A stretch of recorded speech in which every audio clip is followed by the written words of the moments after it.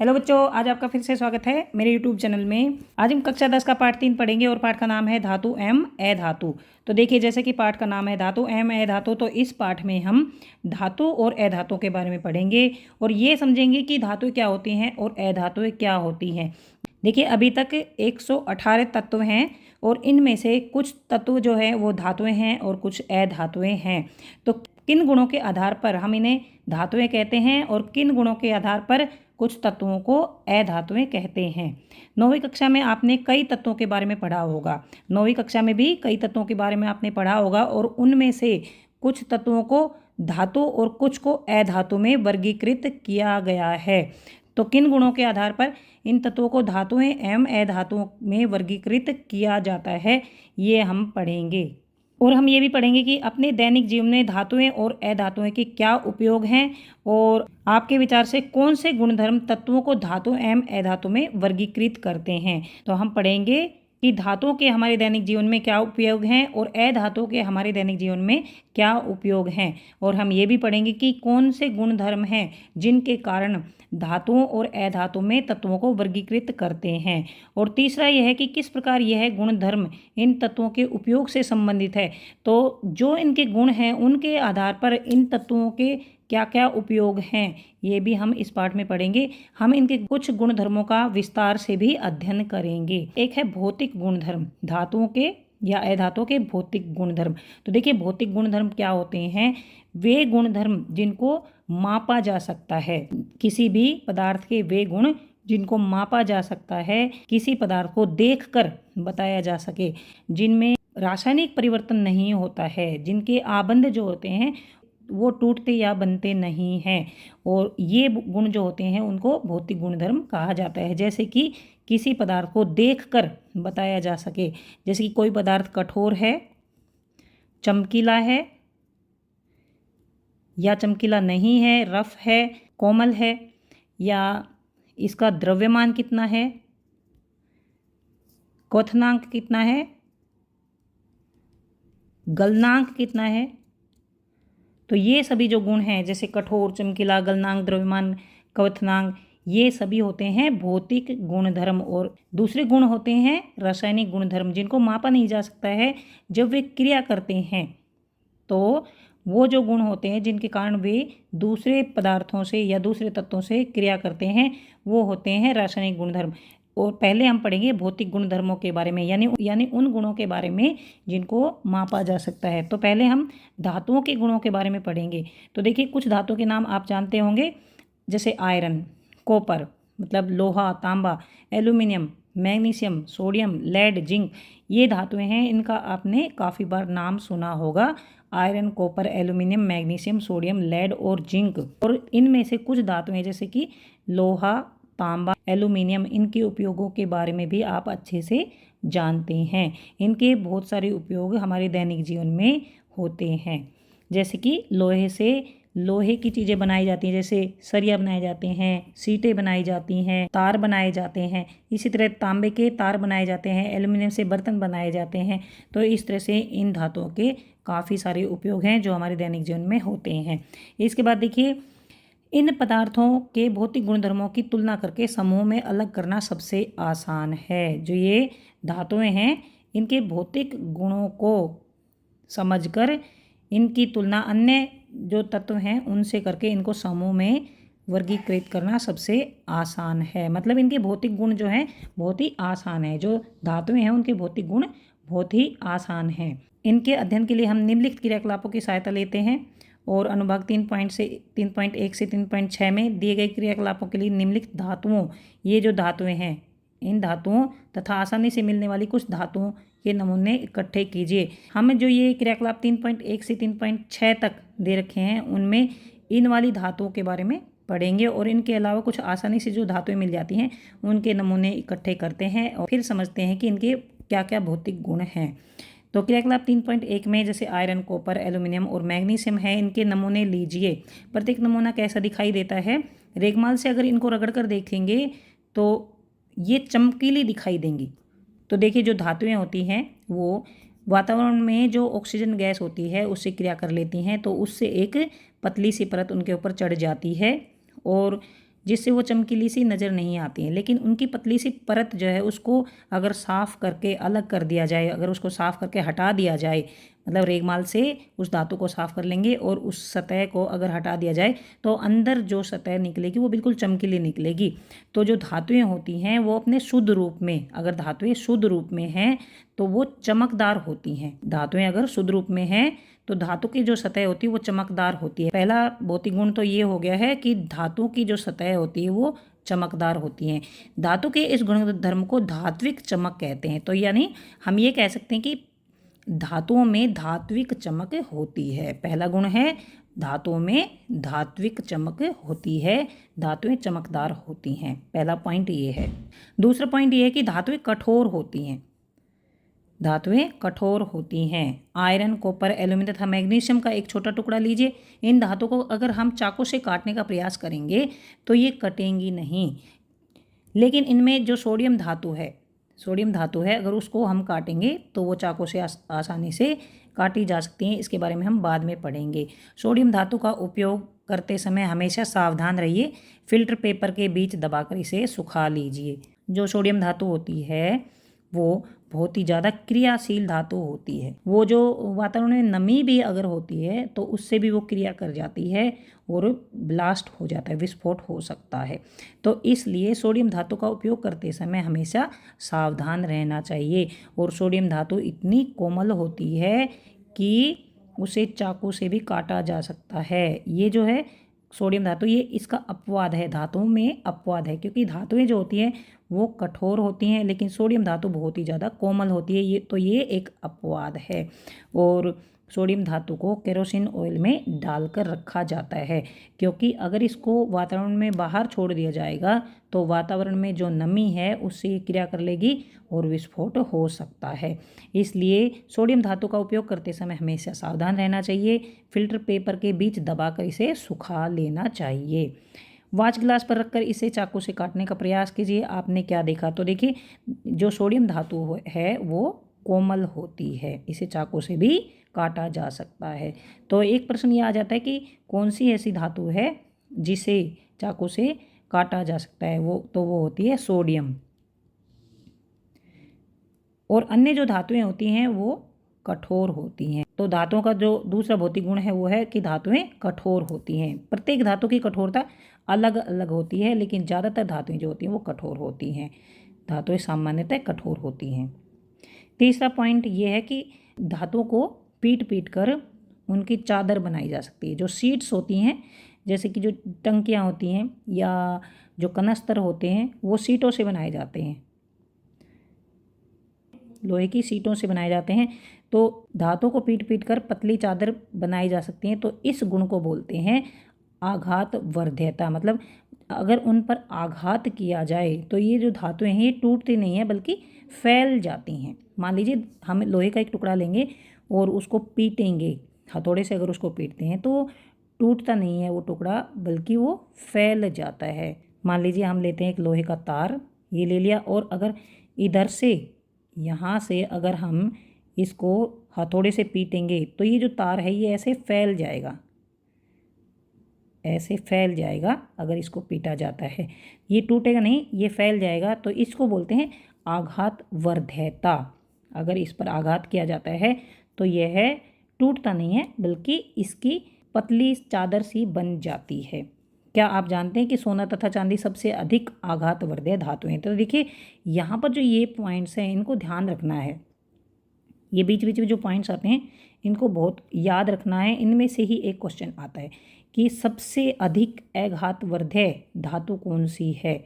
सबसे अधिक आघातवर्धक धातु सोना तथा चांदी। सोना और चांदी को अगर हथौड़े से पीटा जाता है तो उनकी बहुत ही बारीक चादरें भी बनाई जा सकती हैं। क्रियाकलाप 3.3 में आयरन, जिंक, लेड तथा कॉपर के टुकड़े लीजिए। किसी एक धातु को लोहे के ब्लॉक पर रखकर 4-5 बार हथौड़े से प्रहार कीजिए। आपने क्या देखा? हमने देखा कि उसकी शीट्स या चादर बन गई, वह फैल जाता है, चादर बन गई, या फिर जो धातु है वह फैल जाती है। अन्य धातुओं के साथ भी यह क्रिया कीजिए। इन धातुओं के आकार में हुए परिवर्तन को लिखिए। तो इन धातुओं का आकार देखिए ऐसा हो जाता है, मतलब इन धातुओं का आकार जो है वो बदल जाता है, इसकी पतली पतली चादरें बन जाती हैं। तो इस गुण को कहते हैं आघातवर्ध्यता। तो तीसरा पॉइंट ये है कि धातुएं जो होती हैं वो आघातवर्ध्य होती हैं। तो अब है क्रियाकलाप 3.4, उन धातुओं की सूची बनाइए जिनके तार बनाए जा सकते हैं। उन धातुओं की सूची बनाइए जिसके तार आप अपने दैनिक जीवन में देखते हैं। तो देखिए चौथा पॉइंट ये है कि धातुओं के तार बनाए जा सकते हैं, धातु के पतले तार भी खींचे जा सकते हैं, इसको कहते हैं तन्यता। चौथा पॉइंट है कि धातुएं तन्य होती हैं। सोना जो होता है वो सबसे अधिक तन्य धातु है, ये पॉइंट याद रखना है कि सबसे अधिक तन्य धातु कौन सी है। आपको ये जानकर आश्चर्य होगा कि 1 ग्राम सोने से 2 किलोमीटर लंबा तार बनाया जा सकता है। 1 ग्राम सोने से 2 किलोमीटर लंबा तार बनाया जा सकता है। उसके बाद आघातवर्ध्यता तथा तन्यता के कारण धातुओं को हमारी आवश्यकता के अनुसार विभिन्न आकार भी दिए जा सकते हैं। आघातवर्ध्यता के कारण इनकी चादरें बनाई जा सकती हैं और इनके डिब्बे बनाए जा सकते हैं, इनके कनस्तर बनाए जा सकते हैं, टीन बनाए जा सकते हैं और तन्यता के आधार पर इनके तार बनाए जा सकते हैं और इन तारों से आभूषण बनाए जा सकते हैं। तो इस तरह से धातु को हमारी आवश्यकता अनुसार विभिन्न आकार दिए जा सकते हैं। क्या आप कुछ धातु के नाम बता सकते हैं जिनका उपयोग खाना पकाने के बर्तन बनाने के लिए किया जाता है? तो ये है जैसे लोहा, लोहे की कढ़ाई बनाई जाती है, और एल्युमिनियम, लोहा और एल्युमिनियम के बर्तन बनाए जाते हैं और स्टील के भी बर्तन बनाए जाते हैं। स्टील जो होती है वो मिश्र धातु होती है, उसके भी बर्तन बनाए जाते हैं। क्या आप जानते हैं इन धातुओं का उपयोग बर्तनों को बनाने के लिए क्यों किया जाता है? तो देखिए ये जो धातुएं होती हैं ये जल्दी से गर्म हो जाती हैं, मतलब ये ऊष्मा की अच्छी चालक होती हैं। ऊष्मा की सुचालक लिख देंगे, या ऊष्मा की अच्छी चालक होती हैं। जब इनको गर्म किया जाता है तो ये अच्छे से गर्म हो जाती हैं, बहुत जल्दी गर्म हो जाती हैं। तो ये ऊष्मा की अच्छी चालक होती हैं या ऊष्मा की सुचालक होती हैं। जब इनको गर्म किया जाता है तो ये बहुत जल्दी गर्म हो जाती हैं। तो ये 5वां पॉइंट ये हो गया कि जो धातुएं होती हैं वो ऊष्मा की अच्छी चालक होती हैं। तो यहाँ पर देखिए एल्युमिनियम का एक तार लिया है, ये एल्युमिनियम का एक तार लिया है और यहाँ पर मोम लगा दिया है, और यहाँ से अगर हम गर्म करते हैं इसको तो थोड़ी देर में ये मोम पिघल जाएगा। देखिए यहाँ से हमने गर्म किया है इसको, यहाँ से, लेकिन थोड़ी देर में ये मोम पिघल कर नीचे गिर जाएगा। तो ऐसा क्यों? क्योंकि ये जो तार है ये गर्म हो गया और यहाँ से यहाँ पर इसको ऊष्मा मिली, यहाँ से ऊष्मा इधर चली जाती है, क्योंकि जो ये तार है ये ऊष्मा का अच्छा चालक है, ऊष्मा का इसमें चालन होता है। चालन विधि के कारण ऊष्मा यहाँ से इस सिरे तक पहुँच जाती है, तो इसलिए मोम गिर जाता है क्योंकि ये सिरा भी गर्म हो जाता है। तो इसलिए हम कह सकते हैं धातुएं जो ऊष्मा के अच्छे चालक होते हैं, धातुएं ऊष्मा की सुचालक होती हैं। इस क्रियाकलाप में यही किया गया है। स्प्रिट लैम्प से मोमबत्ती या बर्नर से इसको गर्म कीजिए। थोड़ी देर बाद आप क्या देखते हैं? हम देखते हैं कि मोम पिघल कर नीचे गिर गया है। अपने प्रश्नों को लिखिए। क्या धातु का तार द्रवित होता है? धातु का तार द्रवित नहीं होता, धातु का तार पिघलता नहीं है। तो इसका ये एक पॉइंट और है कि धातुओं के तार जो हैं वो बहुत ज़्यादा तापमान पर भी पिघलते नहीं हैं। तो हम ये पॉइंट लिख सकते हैं, ये वाला पॉइंट, ये 6ठा पॉइंट हो जाएगा। धातु का गलनांक का उच्च गलनांक होता है, धातु का उच्च गलनांक होता है।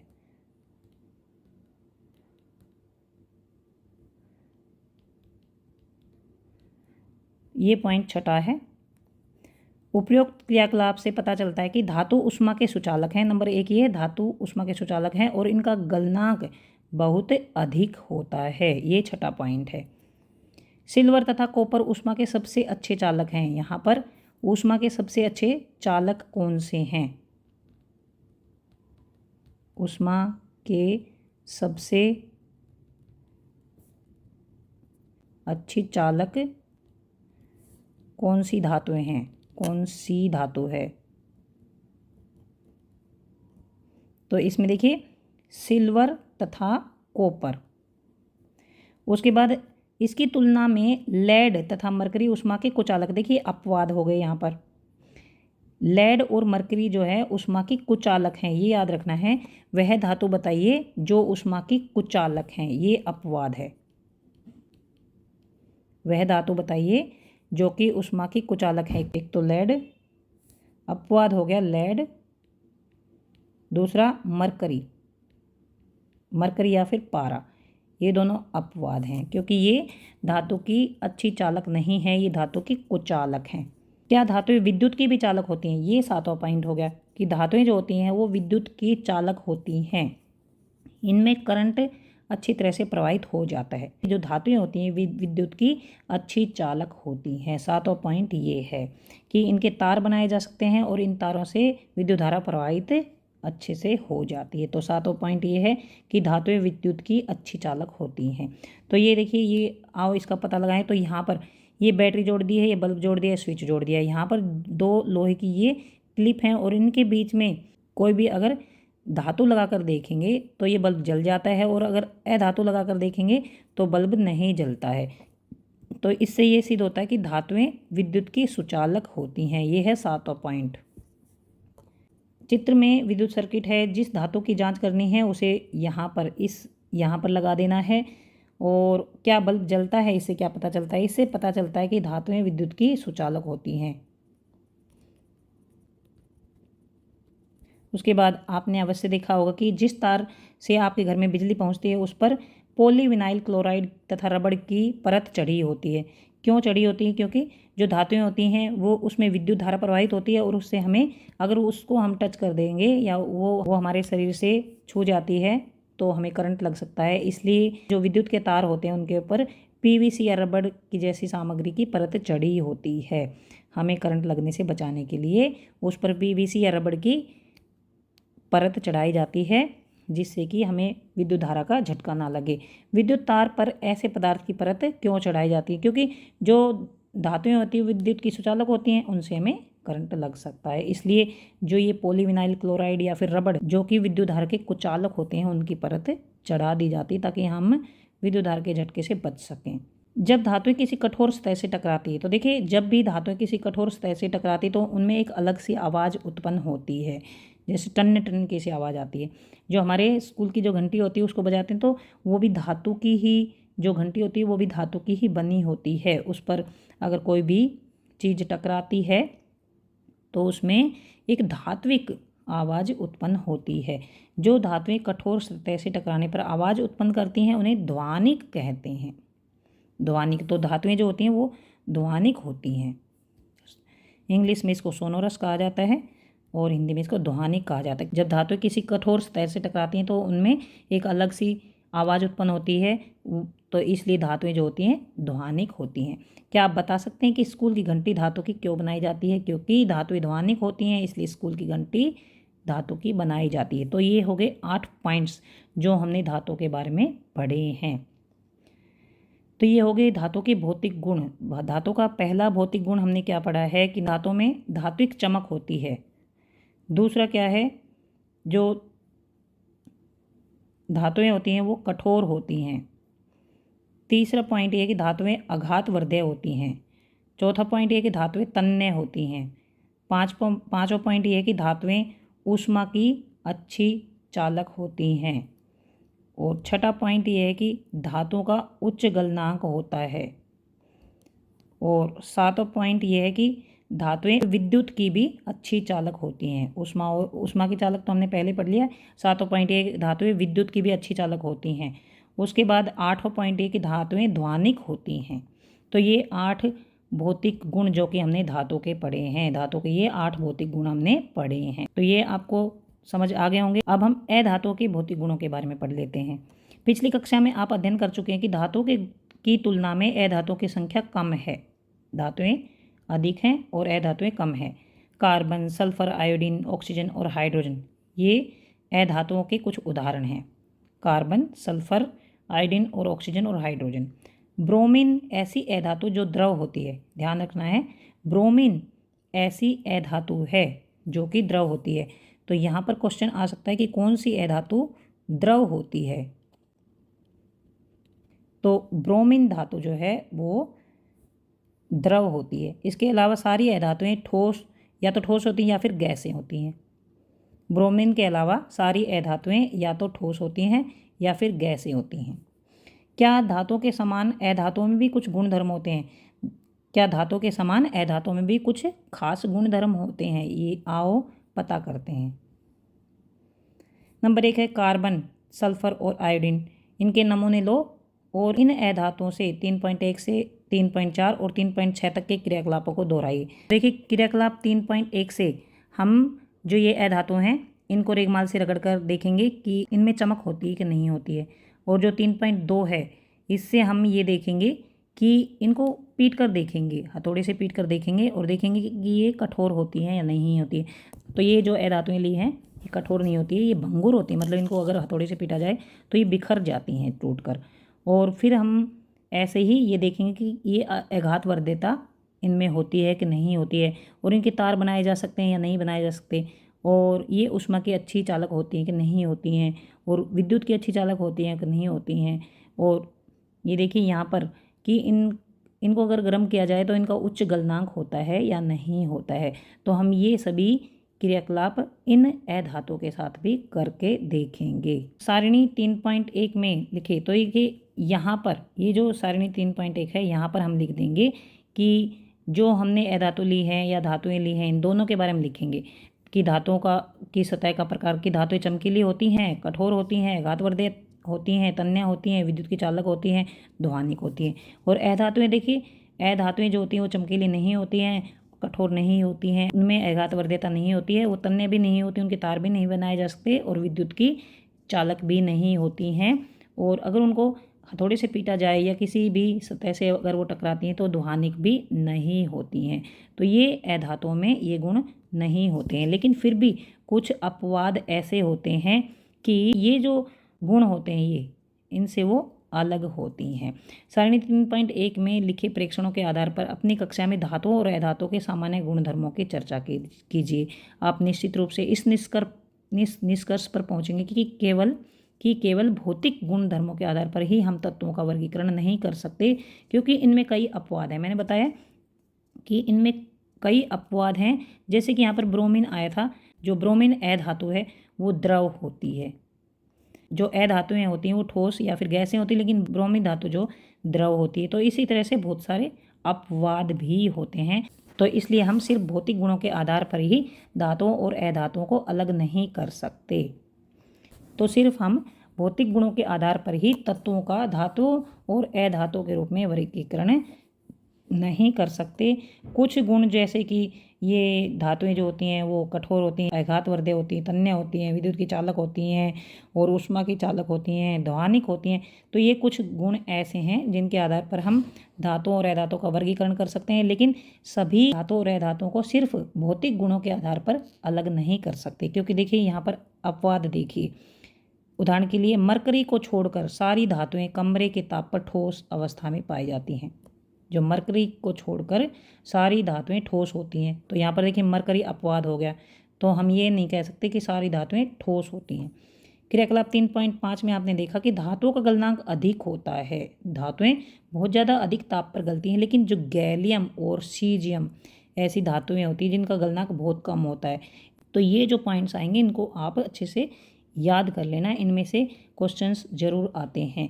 ये आ जाता है कि सबसे कम गलनांक वाली धातु बताइए, वह धातु जिनका सबसे कम गलनांक होता है। यदि आप अपनी हथेली पर इन धातुओं को रखेंगे तो ये पिघलने लगेंगी। गैलियम और सीजियम इनका गलनांक बहुत कम होता है।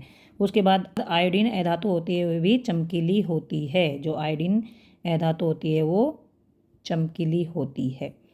कार्बन एक ऐसी अधातु है जो विभिन्न रूपों में पाई जाती है। प्रत्येक रूप को अपरूप कहा जाता है। कार्बन जो है वो ग्रेफाइट और डायमंड के रूप में भी पाई जाती है, और इस प्रत्येक रूप को अपरूप कहते हैं। कि कार्बन के दो अपरूप होते हैं, एक तो हीरा और दूसरा ग्रेफाइट। तो जो हीरा होता है वो कार्बन का एक अपरूप है। यह सबसे कठोर प्राकृतिक पदार्थ है। देखिए हमने पढ़ा है कि धातुएं जो होती हैं वो कठोर होती हैं, लेकिन हीरा जो है अधातु है फिर भी वो सबसे कठोर होता है, सबसे कठोर प्राकृतिक पदार्थ है, और इसका गलनांक और क्वथनांक भी बहुत अधिक होता है। तो हम ये नहीं कह सकते कि सभी अधातुओं का गलनांक या क्वथनांक बहुत कम होता है, क्योंकि ये एक ऐसी अधातु है इसका गलनांक और क्वथनांक बहुत अधिक होता है। कार्बन का एक अन्य अपरूप ग्रेफाइट है। कार्बन के दो अपरूप हैं, हीरा और ग्रेफाइट। देखिए हमने पहले पढ़ा था कि जो धातुएं होती हैं वो विद्युत की सुचालक होती हैं, लेकिन यहाँ पर अधातु है ग्रेफाइट, ये भी विद्युत का सुचालक है। तो ये अप्रूव हो गया। अब क्षारीय धातु लिथियम, सोडियम, पोटासियम इतनी मुलायम होती हैं कि इन्हें चाकू से काटा जा सकता है। देखिए हमने ये पढ़ा था कि धातुएं कठोर होती हैं, लेकिन ये धातुएं जो हैं लिथियम, सोडियम और पोटासियम इतनी मुलायम होती हैं कि इनको चाकू से भी काटा जा सकता है, और इनका घनत्व और गलनांक बहुत कम होता है। हमने पहले क्या पढ़ा था कि धातु का गलनांक बहुत अधिक होता है, लेकिन इनमें ये अपवाद है, इनके घनत्व और गलनांक बहुत ही कम होते हैं। इसके बाद तत्वों को उनके रासायनिक गुणधर्मों के आधार पर अधिक स्पष्टता से धातुओं और अधातुओं के रूप में वर्गीकृत किया जा सकता है। तो देखिए सिर्फ भौतिक गुणों के आधार पर धातुओं और अधातुओं को अलग करना आसान नहीं है। तत्वों को उनके रासायनिक गुणधर्मों के आधार पर अधिक स्पष्टता से धातुओं और अधातुओं के रूप में वर्गीकृत किया जा सकता है। क्रियाकलाप 3.8 में मैग्नीशियम की एक पट्टी लीजिए और थोड़ा सल्फर चूर्ण लीजिए। मैग्नीशियम की पट्टी का दहन कीजिए, उसकी राख को इकट्ठा करके उसे पानी में घोल दीजिए। देखिए मैग्नीशियम को जलाएंगे और जो राख बनेगी, मतलब मैग्नीशियम ऑक्साइड जो बनेगा, उसको पानी में घोलेंगे। तो उसको पानी में घोल देते हैं, मान लीजिए ये राख बन गई है मैग्नीशियम की, और अगर इसको हम पानी में घोलेंगे, इसको पानी में घोलेंगे और फिर लिटमस पेपर पर अगर हम चेक करेंगे तो ये जो है ये लाल लिटमस को नीला कर देगी, क्योंकि ये बन गया धातु ऑक्साइड। धातु ऑक्साइड, धातु के जो ऑक्साइड होते हैं वो क्षारकीय होते हैं। धातु के ऑक्साइड क्षारकीय होते हैं,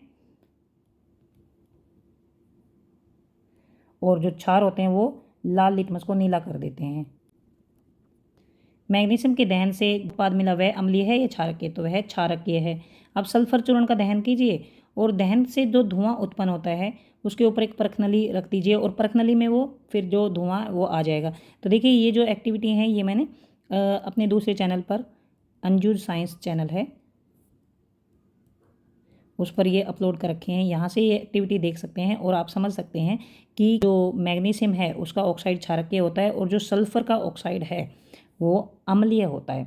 तो यहाँ पर देखिए सल्फर के चूर्ण का दहन करेंगे और दहन से उत्पन्न धुएं को एकत्रित करेंगे, उसके ऊपर एक परखनली रख देंगे, उसमें फिर वो धुआं आ जाएगा, यानी सल्फर का ऑक्साइड आ जाएगा। इस परखनली में फिर जल डालेंगे और अच्छी तरह से मिला देंगे। तो ये जो सल्फर डाइऑक्साइड गैस जो बनेगी, सल्फर को जलाने से सल्फर डाइऑक्साइड गैस बनेगी और वो पानी के साथ घुल जाएगी, और फिर हम नीले लिटमस पत्र या लाल लिटमस पत्र दोनों से जांच करेंगे कि ये जो है, जो ये सल्फर का धुआं बनाए, ये अम्लीय या क्षारकीय। तो हमें पता लगेगा कि ये जो है ये पदार्थ अम्लीय है। देखिए यहाँ से क्या इन अभिक्रियाओं से समीकरण आप लिख सकते हैं। तो मैग्नीशियम जो होता है Mg, उसको वो ऑक्सीजन से क्रिया करता है और ये बनती है मैग्नीशियम ऑक्साइड। और यहाँ पर जैसे सल्फ़र जो है, सल्फ़र जब ऑक्सीजन से क्रिया करती है तो सल्फ़र डाइऑक्साइड गैस बनती है। तो ये अभिक्रियाएं हैं और ये इनके समीकरण हैं। और यहाँ पर देखिए फिर इसको पानी में घोला जाता है, तो SO2 + H2O ये बनता है सल्फ्यूरस एसिड। और मैग्नीशियम ऑक्साइड को जब पानी में घोला जाता है तो ये बनता है MgOH2। तो यहाँ से देखिए ये तो है क्षारकीय, ये जो है ये है क्षारकीय, ये है क्षारकीय, और जो ये है ये अम्लीय। तो इससे ये सिद्ध होता है कि जो धातुओं के ऑक्साइड या हाइड्रोक्साइड हैं वो क्षारकीय होते हैं, और जो अधातुएं होती हैं उनके ऑक्साइड या फिर हाइड्रोक्साइड जो होते हैं वो अम्लीय होते हैं। अधिकांश अधातुएं ऑक्साइड प्रदान करती हैं जो जल में घुलकर अम्ल बनाती हैं। अधिकांश अधातुएं ऑक्साइड प्रदान करती जो कि जल में घुलकर अम्ल बनाती हैं। वहीं अधिकतर धातुएं क्षारकीय ऑक्साइड प्रदान करती हैं। अगले भाग में आपको धातुओं के ऑक्साइडों के बारे में अधिक जानकारी प्राप्त होगी। तो देखिए यहाँ पर ये जो क्रियाएं हुई हैं ये सभी रासायनिक क्रियाएं हैं, क्योंकि इनमें नए पदार्थ बने हैं और ये इनके रासायनिक गुण हैं। ये धातु के रासायनिक गुण हैं ये, और ये अधातु के रासायनिक गुण। जब धातुएं ऑक्सीजन से क्रिया करती हैं तो ऑक्साइड बनता है, और जो ये ऑक्साइड बनता है ये क्षारकीय होता है। और जब धातु का ऑक्साइड जल से क्रिया करता है तो हाइड्रोक्साइड बनता है, जो कि क्षारकीय होता है। इसी तरह से ये अधातुएं जब ऑक्सीजन से क्रिया करती हैं तो अम्लीय ऑक्साइड बनता है, और ये जब इनके अम्लीय ऑक्साइड जब जल से अभिक्रिया करते हैं तो इनके हाइड्रोक्साइड बनते हैं, और ये भी अम्लीय होते हैं। तो देखिए यहाँ पर ये जो है ये अम्लीय वर्षा भी है, क्योंकि सल्फर डाइऑक्साइड जो है ये अम्ल होता है। सल्फर डाइऑक्साइड जो होता है ये अम्ल होता है, और जब बारिश आती है तो उससे पानी गिरता है, और जब ये पानी के साथ मिक्स हो जाता है तो सल्फ्यूरस एसिड बनता है। ये सल्फ्यूरस एसिड या सल्फ्यूरस अम्ल बनता है, और ये अम्ल जो है ये पृथ्वी पर गिरता है बारिश के रूप में, तो इसलिए इसको कहते हैं अम्लीय वर्षा। तो इस तरह से हमने यहाँ पर धातुओं और अधातुओं के भौतिक गुणों के बारे में पढ़ा है, और ये जो है एक रासायनिक गुण के बारे में भी हमने पढ़ लिया है। अब हम अगले वीडियो में यहाँ से पढ़ेंगे धातुओं के रासायनिक गुणधर्मों के बारे में। तो यहाँ तक ये टॉपिक आपको अच्छी तरह से समझ में आ गया होगा। यहाँ पर देखिए ये जो पॉइंट्स है ना, ये इन पॉइंट्सों को आप अच्छी तरह से याद कर लेना। इन पॉइंट्सों को आप अच्छी तरह से याद कर लेना, क्योंकि इनमें से ही ज़रूर क्वेश्चन पूछा जाएगा। ये जो अपवाद हैं इनको ज़रूर याद कर लेना आप। यहाँ पर भी जो अपवाद हैं, या फिर इनमें भी जो अपवाद हैं, यहाँ पर भी अपवाद है, जैसे लेड और ये मरकरी। तो इस तरह से इन अपवादों को भी आप अच्छी तरह से याद कर लेना, और इनमें से भी क्वेश्चन, छोटे क्वेश्चन पूछे जा सकते हैं। तो यहाँ तक ये टॉपिक ख़त्म होता है। अब हम अगले वीडियो में धातुओं के रासायनिक गुणधर्मों के बारे में पढ़ेंगे। अगर आपको ये टॉपिक समझ आ गया है, प्लीज़ चैनल को सब्सक्राइब करें, अपने दोस्तों को शेयर करें, लाइक करें। Thanks for watching.